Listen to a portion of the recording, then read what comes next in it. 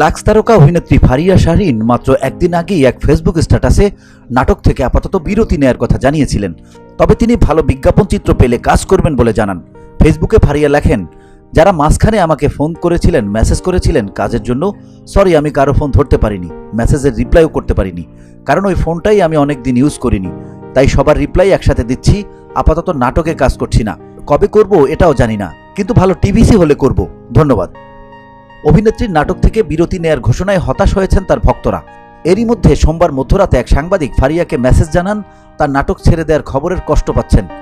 সেই সাংবাদিকের মেসেজ তুলে ধরে সোমবার দিবাগত রাতেই আবারও একটি স্ট্যাটাস দেন ফারিয়া শাহরিন, যেখানে তিনি জানান নাটক থেকে আপাতত বিরতি নিচ্ছেন, পুরোপুরি ছেড়ে দিচ্ছেন না।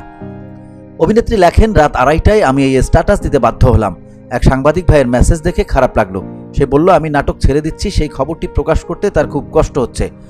আমি বলছি আপাতত করছি না, কবে করব জানি না। তার মানে হলো একটু বিরতিতে আছি, তার মানে এই নয় আমি নাটক ছেড়ে দিচ্ছি একেবারে। এরপর সাংবাদিকদের উদ্দেশ্যে ফারিয়া শাহরিন বলেন, আমি নাটক ছেড়ে দিচ্ছি, তারা দয়া করে আমার স্ট্যাটাস ভালো করে পড়বেন, ভুল নিউজ ছড়াবেন না, আমার অনুরোধ।